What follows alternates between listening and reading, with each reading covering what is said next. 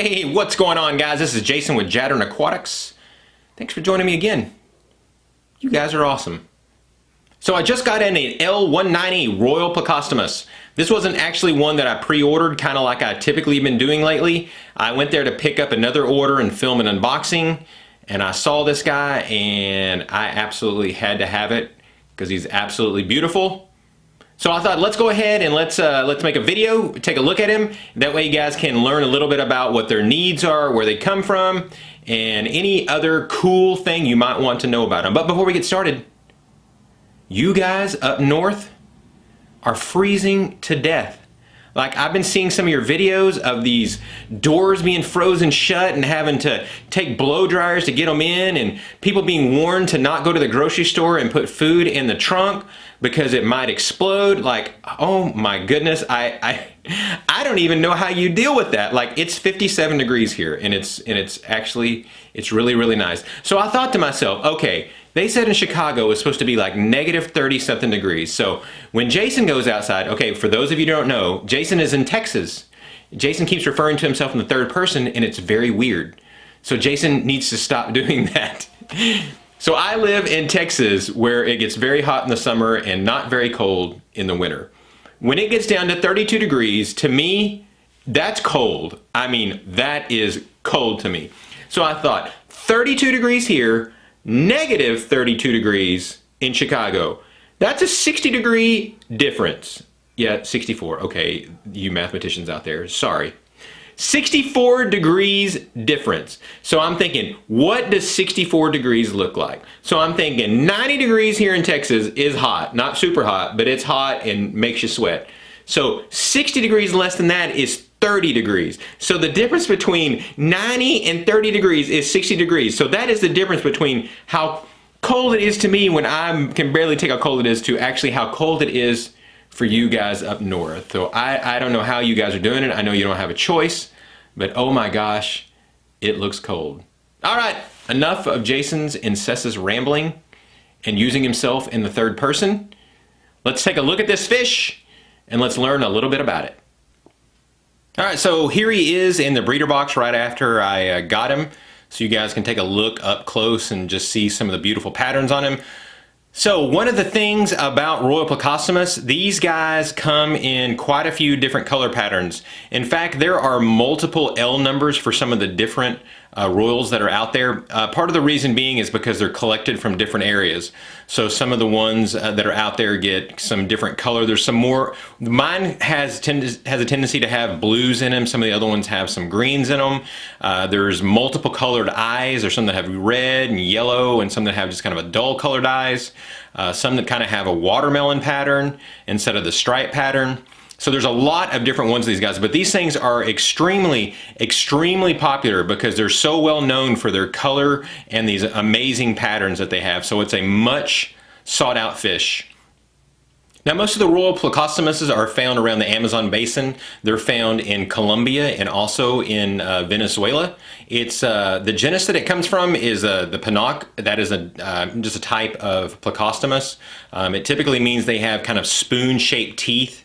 They have a few other characteristics that define them as a panoc. And also in Venezuela, the word panoc is what they use when they're describing specifically a Royal Plecostomus.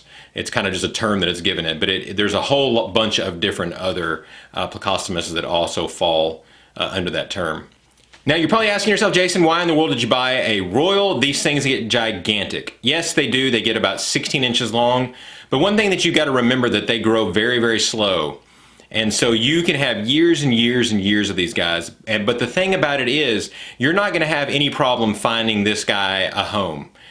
It's not, people have the mentality of the common Plecostomus. There are so many common Plecostomus out there that are overgrown that people don't want them because, first of all, they're not quite as beautiful, and there's just too many of them that are out there, and there's so few big Royals out there that, again, almost anyone that has a big tank would love to have one of these guys. So you're never going to have any problem finding someone that you can either give this to or you can sell it to. So that's not really an issue you need to worry about when you buy one of these things. But do keep in mind that they are going to outgrow the tank you put them in. So I would suggest that you at least start them off in a 40-gallon tank to give them plenty of room to grow, because if you put them in too small of a tank, you are going to stunt their growth and you're going to shorten their lifespan for sure. Now, they have the typical diet of most Plecostomus. They'll eat almost any type of prepared Plecostomus food, algae wafers, also a lot of the different type of rapaces that are out there. They love vegetables. They love green beans and peas and other things like that. And blanch them, put them in the water. They'll be all over. That's the greatest way to get these guys to come out and see them. But one of the other really important things that these guys need to be fed is driftwood or bogwood. That's part of what their diet is. Now, a lot of people say it's not necessarily the wood itself. A lot of it has to do with the bacteria and the different type of microscopic bugs and stuff that live on there. Make that a very important part of their diet. So you do not want to put them in a tank without some type of driftwood. And it's better to use 2 or 3 different types of driftwood, because some of them are a little bit more easy for them to digest. They'll also eat on a lot of the flake food that you put in there. They'll eat a lot of the frozen or dried type foods also, like frozen bloodworms or frozen daphnia, or just about anything like that that makes it to the bottom. Again, they're a fish that likes to go around and clean things up. But you got to remember that you don't just put them in there so that they eat the excess food. You have to feed these guys specifically, and that goes for all Plecostomus. You need to have food specifically for them. Yes, they will eat some of the algae and some of the other waste that ends up in the tank, but you need to feed them specifically what they need in their diet so that they can live a long, healthy life. Now, I've noticed with Royals, they tend to hide a little less than some of the other Plecostomus that are out there. I tend to see mine quite a bit more than some of the other Plecostomus that I have, but that's not always the case, because really with just about any Plecostomus, it's individual specific. Much like humans, some humans love to talk. Yeah, I know, stop pointing at me. And then there's some that like to sit over in a corner and not say anything at all. Well, Plecos have personalities too. Some like to be out and are not afraid and fall in love with you. And then there's others that just want to stay hidden all the time and that are terrified every time you walk in the room. Now, as far as what type of fish you can put them with, these guys work great in community tanks, but they can be territorial to other catfish and other royals or other Plecostomus that kind of have the same shape or same look as them. Sometimes they will begin to fight them, especially when they get up into sexual maturity, because that's just a natural part of what they do out in the wild. So there you go. There is a little bit about the L190 Royal Plecostomus. Hope you guys learned something. I hope you guys are on your way to the store right now to buy your own, because these guys are absolutely beautiful. So thanks again, guys. Be sure and leave a comment down below if you haven't subscribed to my channel. Be sure and hit that subscription button. Don't forget to hit that notification bell so that you see when I have new videos coming out. So thanks again, guys, and God bless.